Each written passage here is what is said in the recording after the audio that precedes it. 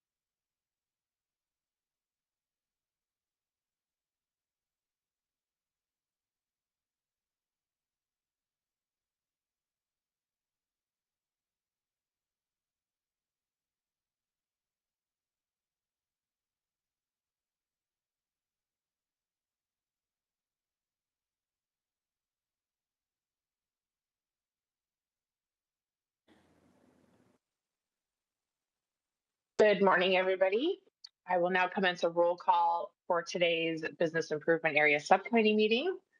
Councillor Tammy Quang, Councillor Esther Pauls, Tracy McKinnon for Westdale and Stony Creek. Here. Adrian Melke from Hess Village BIA. Susan Penny from Waterdown. Here. Heather Peter from Lancaster. Here.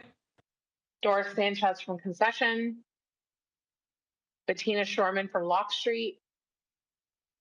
David Taylor from Dundas. Here. Nadine Ugal from Barton Village. Here. Emily Walsh from Downtown. Here. Hamilton. Stephanie Wheeler from Ottawa Street. Okay, as we have quorum present, I would like to call this meeting of the Business Improvement Area Committee to order at 10:30 a.m. Please be reminded that all electric devices are to be switched to a non-audible function during committee meetings. May I have a mover and seconder to approve the agenda as presented? Moved by Emily, seconded by Nadine. Are there any amendments from committee members to the agenda? Okay, all in favor? The motion is carried. Are there any declarations of interest? Madam Chair, just sorry to interrupt, just to let you know that Adrian Melke has joined us in council chambers. Okay, great. Are there any declarations of interest? Seeing none, let's move on. Approval of, may I have a mover and seconder to adopt the minutes of the October 14th, 2025 meeting as presented. Moved by Doris, seconded by David. All in favor? Carried. Okay, items for information. We will be, for those providing presentations today, please be reminded that presentations are limited to 10 minutes. I would like to call upon John Paul Loyacono, Senior Project Manager for Urban Renewal, to please turn on your camera and microphone and present your update.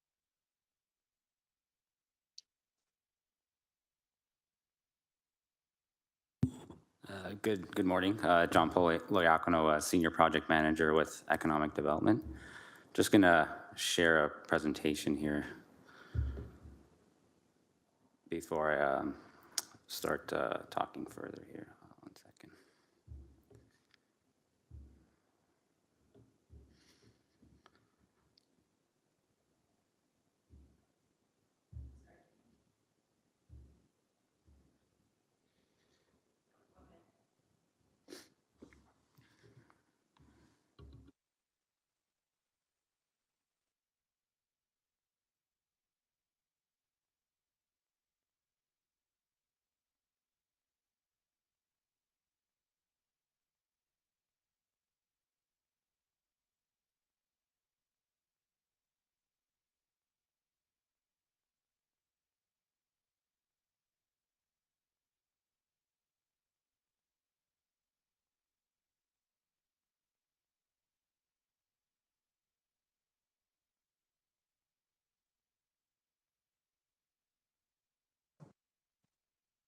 Okay, good morning again.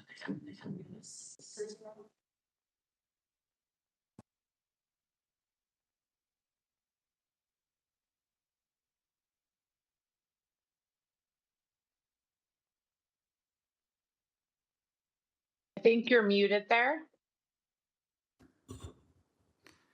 Okay, I'm here today to present the review of Revitalizing Hamilton's Commercial District CIP, which we do every 5 years, but I'll get into some of those mechanics.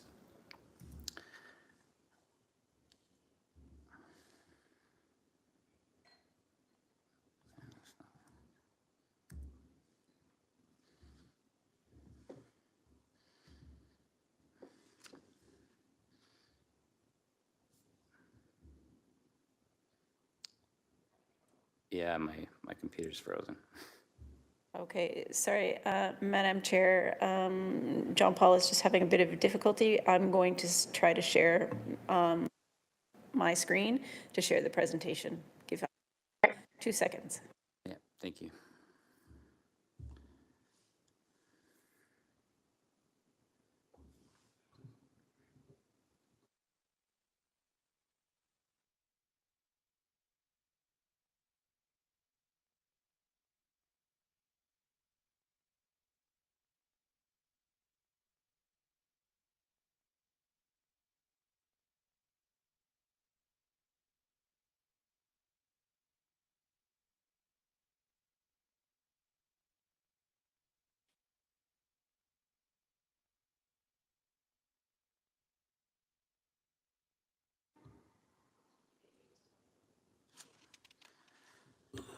Let's try this again.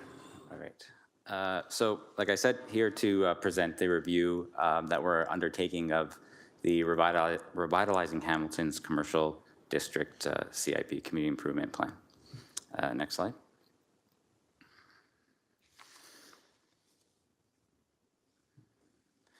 So basically, before we get into the actual review, just wanted to, I know a lot of you have seen this CIP before, just wanted to remind you of some of the programs that are found within the CIP, and that's all of them actually up on the slide in those colored sort of squares. On the right-hand side is just a reminder, we do have other incentive programs related to remediation, so like brownfields, LEED certification, and heritage related programs. These programs include that we're currently reviewing. They include loans and grants. Next slide. Also, as part of any CIP, any commercial improvement plan, there are associated eligible areas, and these are the areas that are eligible in different forms for our grants and loans. And we can, again, like just generally this presentation's up for reference, and so you can see my face, and I hope we can continue these conversations, but if you need a more detailed plan, I can certainly provide that just to give you the exact boundaries of all these areas, and I can certainly send that out. Next slide. So very, very high level, what some of these grants and incentives are as part of the CIP. So we have the tax increment grants. So essentially, these are the grants that get generated from new development or redevelopment. So basically, you receive a portion of the uplift in municipal tax that gets generated from development, and that's basically what a tax increment grant is. And that's one type of program we have. Next slide. But we also have things like 0% construction loans. There are two of them up there. Some of those details are up there. I won't get into all the details. Again, we can have further conversations about that. And we also have a new program that relates to the conversion of vacant office to residential space. Next slide. And these are just some very quick examples, brief examples of some of what we call sort of our programs in action. We provide not just the larger tax increment grants for larger redevelopments, but we also provide grants for signage, for improvements to properties like patios and decks, facade improvements, murals. Next slide. And these are some examples of some of our larger projects. So again, tax increment grants, heritage loans, construction loans. That one at 405 Main Street in particular is very recent, just got recent approval at council a month or so ago. Next slide. So now just to get into a little bit of the review. Next slide. So, you know, this CIP is administered by the team I'm on in economic development. And so what is really the purpose of this CIP? So within all those targeted areas, we want property owners and, you know, authorized tenants to really enhance their properties, whether that's to make them more marketable, more functional, or even accessible. Our programs cover incentives for all of those types of things.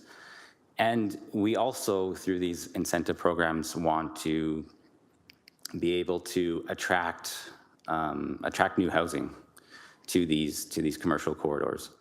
And what does that do? Well, that adds some vibrancy, it adds people on the streets, but it also adds demand for the commercial businesses along the corridors. Next slide. So like I said at the very start, this is part of our 5-year review cycle. This was last reviewed in 2020. So now we're on the next review cycle. And we do these reviews to ensure a couple things. We want to make sure that our incentives and our loans and grants are still effective and meaningful for business owners, for residents, for everyone who's intending to use them and located within those geographic boundaries that are eligible. We want to increase the non-residential assessment within the city, and that's one of council's priorities. We want to also, we go back to these to review them to make sure, like, do these make financial sense? Are we being sustainable? Are we being responsible with public money? And finally, we just go back to, you know, a lot of things you do in planning. Are you aligning with community priorities and council priorities? Next slide. And so I just wanted to get really high level on what a CIP can do, but maybe I should have also said the purpose of a CIP, but I kind of put it at the back end of this presentation just so that it's in our minds for questions if they do come up after this presentation. But a CIP is really in place because a municipality cannot provide what you would call bonusing or financial incentives to a private or commercial entity. So these CIPs are in place in order for a municipality to be able to do that. And so a CIP, whether that's through a grant or loan, cannot you know, do things like supplement leases or rents or wages. It has to be for permanent work that's being done, permanent improvements that are being done to a property and to a building. Next slide.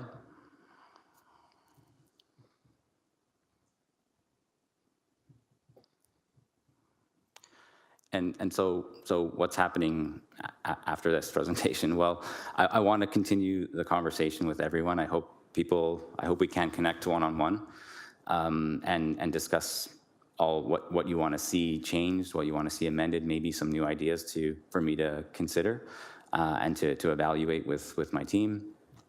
There is going to be continued promotion through our Engage page, our social media channels. That's already started. There will also be 2 virtual information sessions. One of them is coming up in November. That's really to introduce it, make sure everyone knows what the programs are, what a CIP is, just really to encourage participation. And then I intend to come back with another meeting in February, likely to be virtual again, to present some of the things I learned and some of the amendments I'm proposing from some of the feedback I've received to date.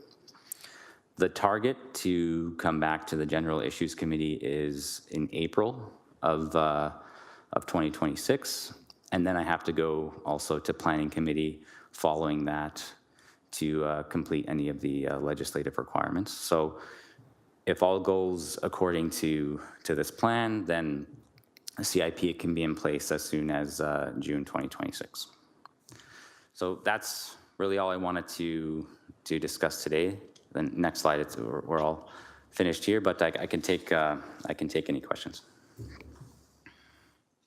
Okay, great. Are there any questions for John Paul?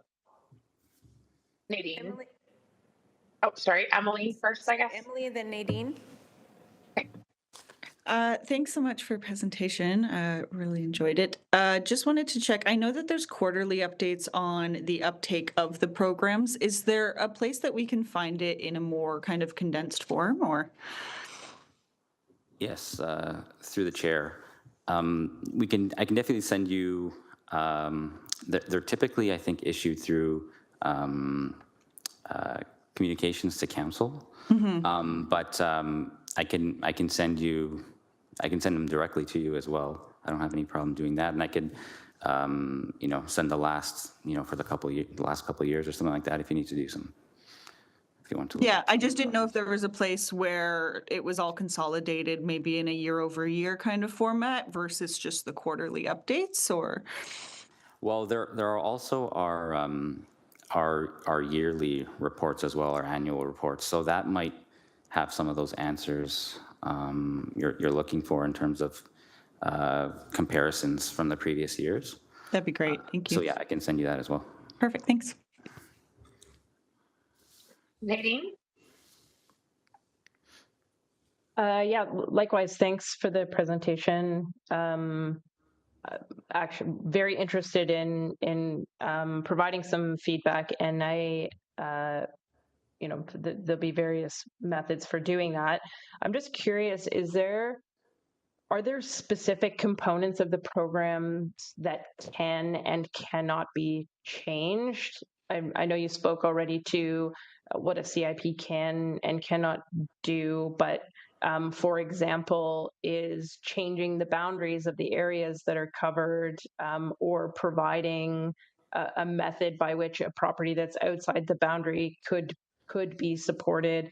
Can incentive amounts be changed? Like, is there some guideline as to what components we could be looking to change? So through the chair, the idea with this comprehensive review, so this review every 5 years, is that sort of everything's on the table, assuming that we're meeting what a CIP can do. So we'll put that, assuming we're doing that.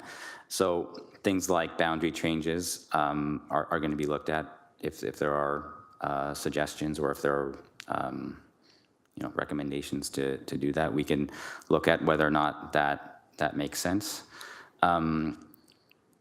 Definitely amounts, incentive amounts can be changed.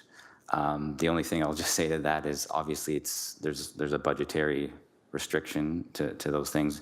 Kind of every time we're evaluating an amendment, we're going sort of back to those, and I'll call them principles. Are we being financially responsible? Are we meeting community and council priorities, et cetera? So yeah, everything's essentially on the table in a comprehensive review, and it's up to us to evaluate and justify the change either way. Okay, great, thank you. I think in terms of the incentive amounts, like an overall budget makes sense. I think probably around this table, there's more of an investment in the idea that small businesses, big business in Hamilton. So looking at those programs to ensure that they are supporting small businesses in a way that is effective. Yeah, so appreciate the presentation. Looking forward to diving in deeper. Okay, great. I'm just going to pass the chair to Susan for 1 second. So will the consultations, like those forums you're talking about, be open to only BIAs, or is it like who's invited to those? Through the chair, those two virtual public sessions are open to everyone. Okay. If there's a want or a willingness with especially people here on the call to do a sort of BIA focused one, I'm open to that as well. So. Yeah, I think it's a good idea just because we come at it from a different angle. And also, I just think November is like not a great time for people to be involved in these things. And people are caught up with events and AGMs and all those kind of things. So I don't know if it's something that could be pushed till the new year, like January, early February, that we could all get together virtually and talk about this. Is that a possibility? Through the chair, certainly. I can work with everyone, find out a time. I won't push, obviously, this November one. I'll leave it. It's open to the public, but I can set down essentially another one. I don't have any issue doing that. Okay, great. Yeah, I think that would be a good idea because I think this is our chance to all speak to this. And I think, yeah, having a separate meeting with the BIs would be really appreciated. Okay, I will take the chair back from Susan. Are there any other questions for John Paul? Okay, thanks so much, John Paul. Thank you. Now I would like to call upon Nadine Ubel to please provide your update on the Open for Business Subcommittee. Thank you. So very timely information session there from John Paul, as that package. That presentation was also part of the Open for Business subcommittee. So I will refrain from repeating that information. But I did want to update on a survey and some feedback that we all provided with regards to the customer journey. So there was information that was shared through Open for Business. The survey results were interesting. There was a number of sort of outcomes from the survey results, although the survey didn't seem to have the response rate that would make the information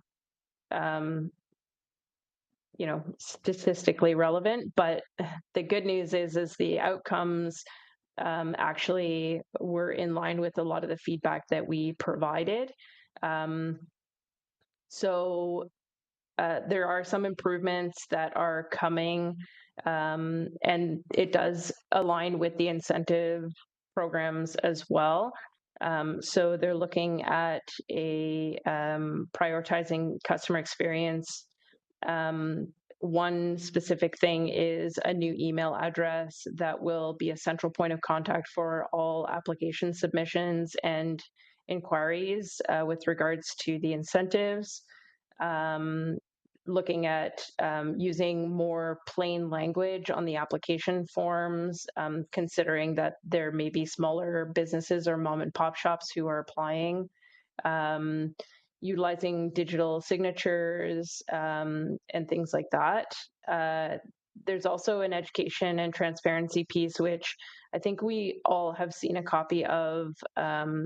There was a one-page guideline about the application process, including some general timelines.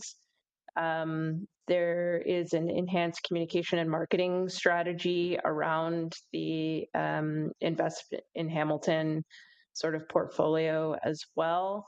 And then just continuous improvement in customer service, looking at how the communication can be more streamlined, more effective, and more timely for all applicants across the entire program. So that was sort of the big takeaway from that meeting. And yeah, it was good to be in the room with lots of folks who were sort of on the same page. It's the same type of feedback around communication and building trust in these programs and in the systems and the processes that exist within the city. So it was really encouraging to see that everybody in that room was sort of on the same page with what's the best way forward and how do we improve the customer experience, considering all different types of customers from the city. So that is the update from Open for Business. Okay, are there any questions or comments? I see Emily's hand up. Did I see that they had mentioned something about expanding the cafe program at City Hall? Yes, so there was a quick recap from Kristen Hugenboss regarding, I can't remember the name of it. Yes. Apothecary Kitchen.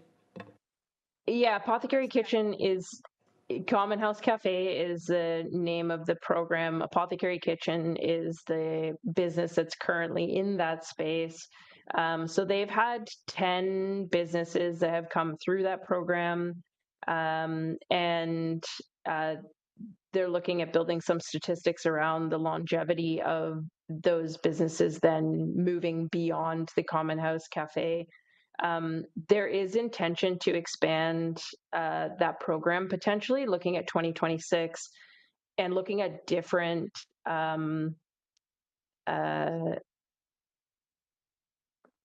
I've lost the word, not specifically food-based businesses, but looking at potentially expanding into things like retail. I'm just seeing a message here that Phil Caldwell is also in chambers and can maybe add to that.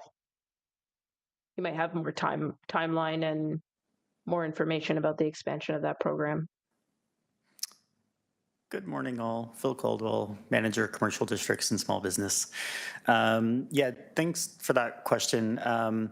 One thing I'll note is if you read that on a particular blog post or anything of that nature, the story did not quite represent the conversation that occurred at the committee meeting properly, and maybe made some inferences where there shouldn't have been. But I'll just note that the Common House Cafe in City Hall has been a great incubator for food and restaurants. And we are encouraged, and our team is specifically looking at whether there might be an opportunity to expand and do a similar incubator model for retail, somewhere within likely the downtown as an initial pilot. We don't have a location. We don't have the specifics of that. That's what we're currently kind of flushing out and working on what the funding model would look like and the uptake and interest in that kind of program. So there's no specific location identified, but it is something that we want to explore for 2026 as part of our work plan. So I hope that helps. Perfect. Thank you so much. Okay, are there any other questions for Nadine? Okay, may I have a mover and seconder to receive items 7.1 and 7.2? Moved by Heather, seconded by Emily. All in favor? Carried. Okay, great. Tracy, can you keep your camera on, please? We're moving on to item 9, business Hold on improvement one area. second. Madam Chair, I'm sorry to interrupt. Tracy McKinnon, are you currently operating a motor vehicle?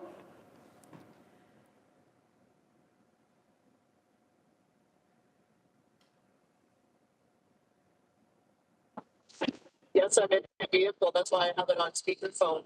Okay, so you are not permitted to participate in the meeting while you are operating a motor vehicle. So if you can pull over and stop, you can continue in the meeting. Otherwise, you'll need to leave the meeting and then join again when you can, when you are not driving.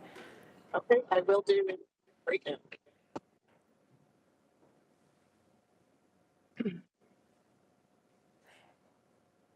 Tracy, can you confirm that you are pulling over, and I need you to keep your camera on during the meeting? That confirms that you are in the meeting with quorum.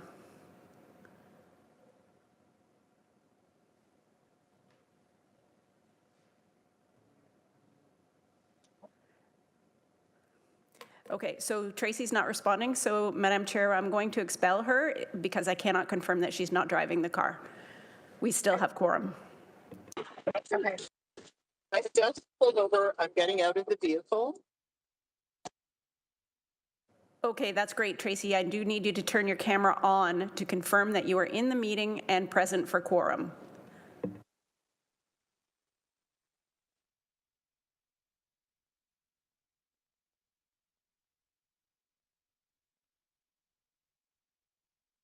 Okay.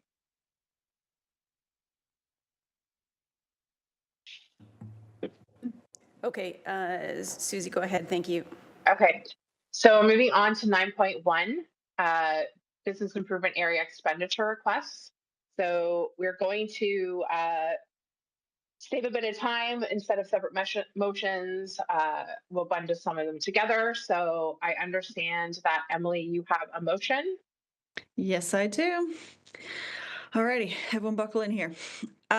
Motion is moved by me, seconded by Nadine, and it is that the expenditure request from Barton Village Business Improvement Area in the amount of $10,172.80 be spent on the purchase of street furniture and the cost to hire individuals to clean/maintain the public road allowance funded from the 2025 contribution to operating budget program for the business improvement areas. BI payments account 815010-56905 be approved. B, that the expenditure request from the Downtown Hamilton Business Improvement Area in the amount of $4,581.35 to be spent on summer planters funded from the 2025 Contribution to Operating Budget Program for the Business Improvement Areas, BIA Payments Account 815010-56905 be approved, and C, that the expenditure request from the Downtown Hamilton Business Improvement Area in the amount of $11,250.33 to be spent on the holiday parking program funded from the 2023 Shared Parking Program for the Business Improvement Areas, BIA Payments Account 815010-52505 be approved. Okay, and do you have a seconder? That would be Nadine. Great. Are there any questions on the motion? Okay, please indicate your vote now. And carried. Okay, great. Now we're moving on to 11.1 updates from the Business Development Office. Christina Geisler is here from the Business Development and Business Improvement Area Officer is here with an update for the committee. Go ahead, Christina. Hi, everyone. Good morning. Just have a few very quick updates this morning. Earlier this week, I sent out the BIA Awards of Excellence for 2026. Those are a go. I'm asking for submissions to be provided to me by no later than December 19th. So each BIA is eligible to put forward 2 businesses in either the Facade Improvement, Sparkle Award, or Community Engagement nomination categories. The actual award ceremony will happen on April 1st, 2026, April Fool's Day, no pun intended there.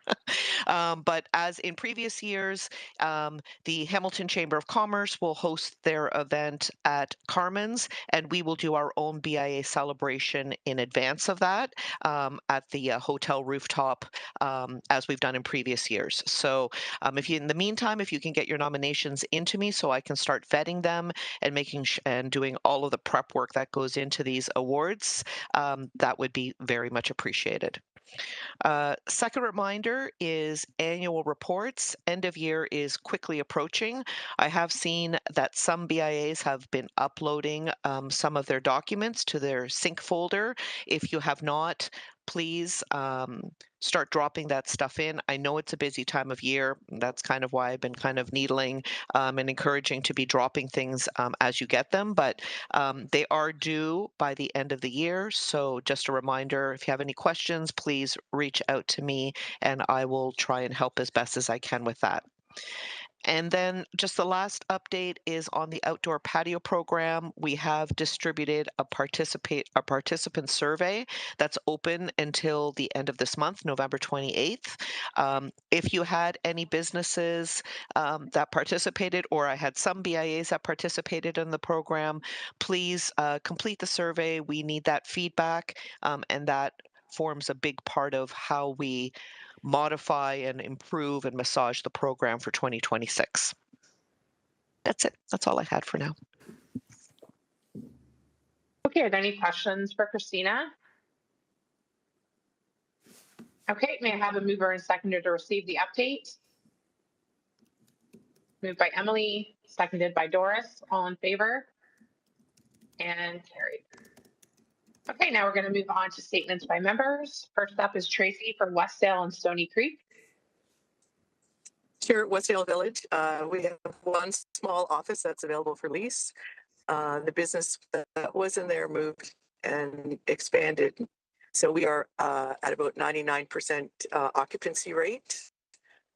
We are getting all of our holiday stuff ready, and we held our AGM last weekend.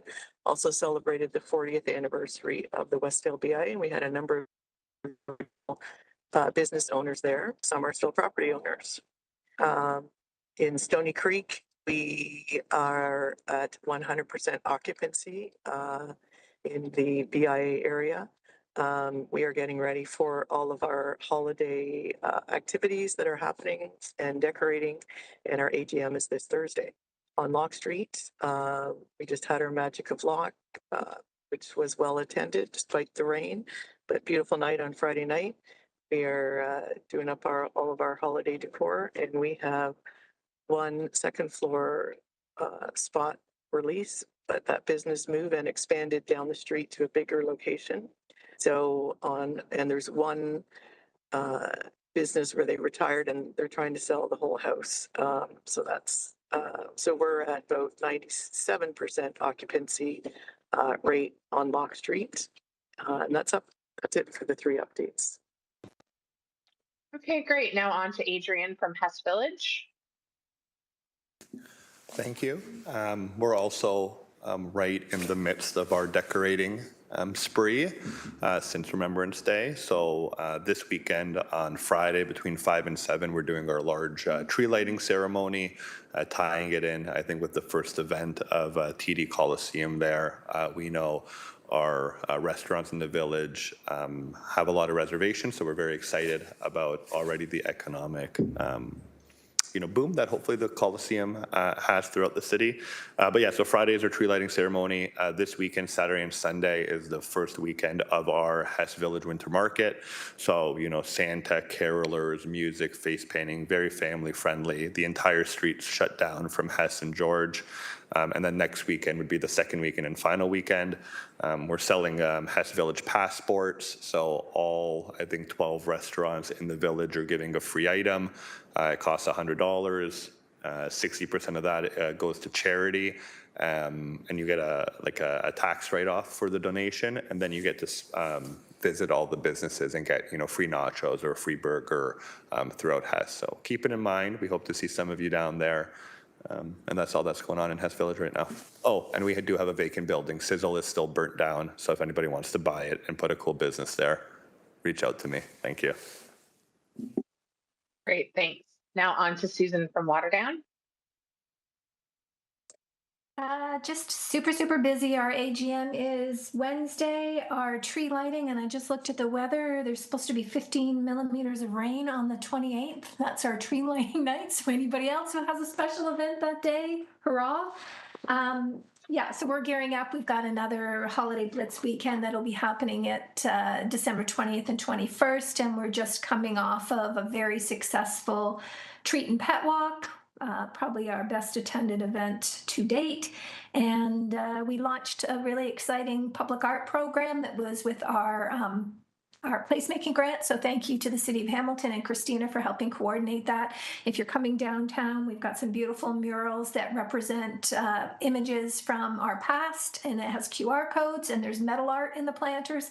So you can kind of do a self-guided tour and learn about the streetscape, what it used to look like, what it looks like today, and why some of those changes happened. That's it for me. Okay, great. Thank you, Susan. And those are gorgeous. And as someone who grew up in Waterdown, love them. Well done. On to Heather from Ancaster. Okay, so we just had our big AGM last night at the Ancaster Mill. All went well with that, very well attended. In terms of Christmas decor, we're having all our wreaths put up this week and redecorating our photo booth, which is in the village here. Upcoming, we have our small Holly Jolly sidewalk parade with visits with Santa and Mrs. Claus. And then we have our bigger event coming December 4th, which is the tree lighting and the Christmas event in town. In terms of moves, we had Dodsworth and Brown, the funeral home. They have shut down within our BIA and moved to another location. So that spot should be available soon. And then we also had Hanley's. They moved to the upper floor of their location. And then Jake Nickel, who is a realtor, he has expanded his team on the main floor. So that's our updates for Ancaster. Okay, great. And now Doris from Concession.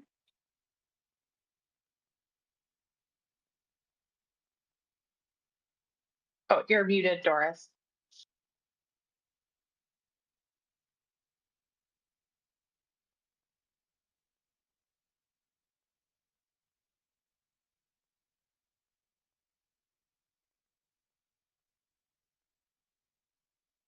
Yeah, we still can't hear you. There. Okay, got it. All right, good morning, everyone.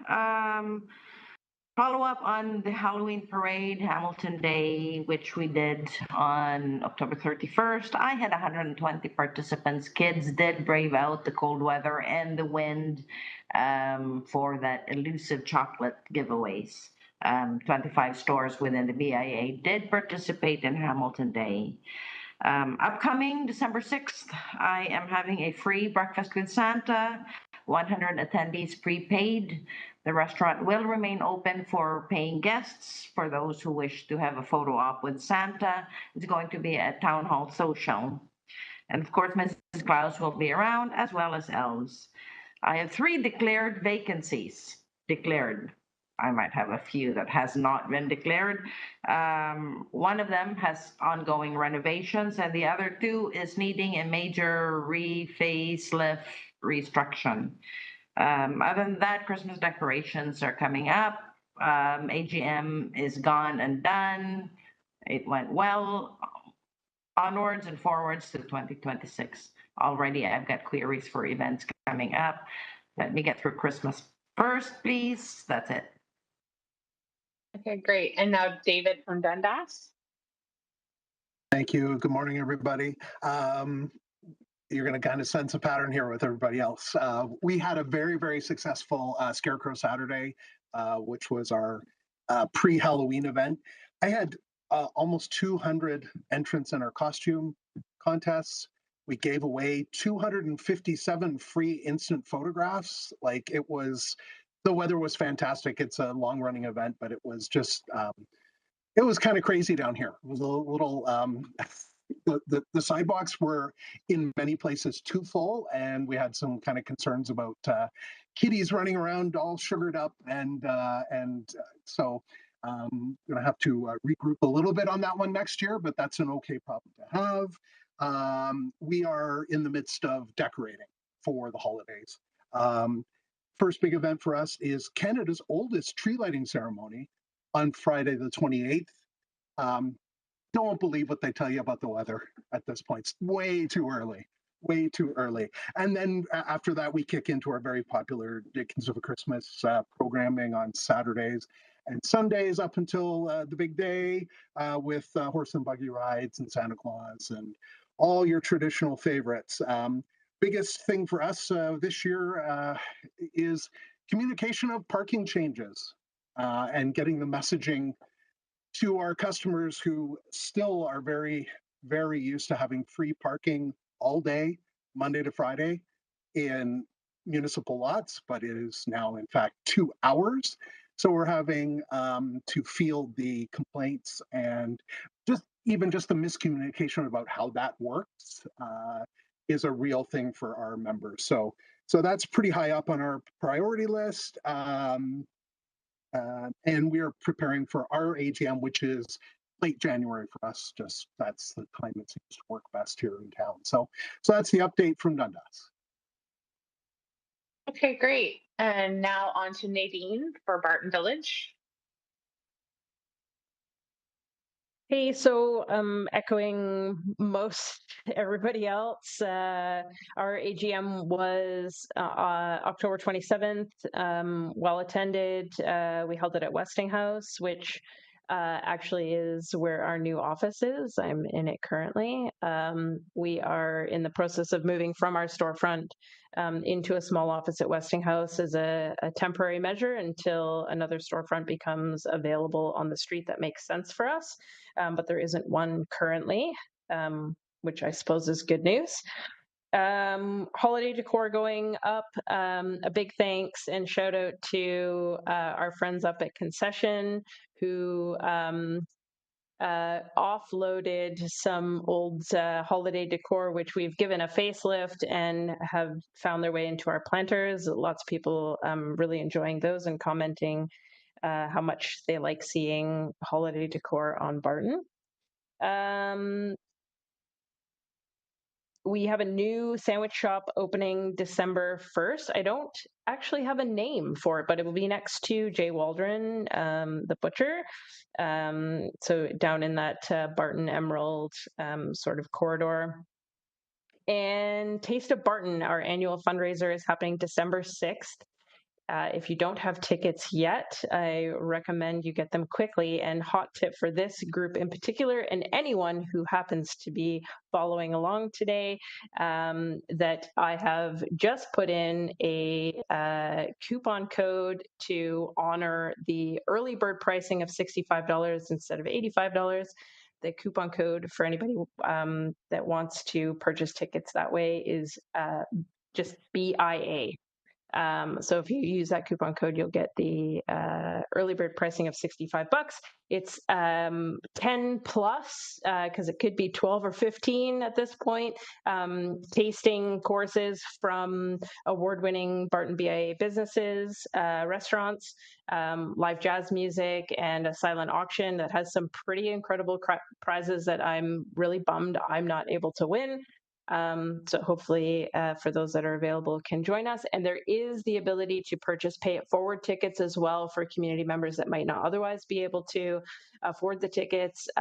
If that's something that you're interested in doing and can't participate yourself, there are pay it forward tickets available on the website as well. That's it from me. Okay, great. Now Emily from downtown. Hey everyone. So Christmas was really great. We were a little worried with the rain and the Jays game happening that night, but still had a really fantastic turnout down here. So that was really nice to see.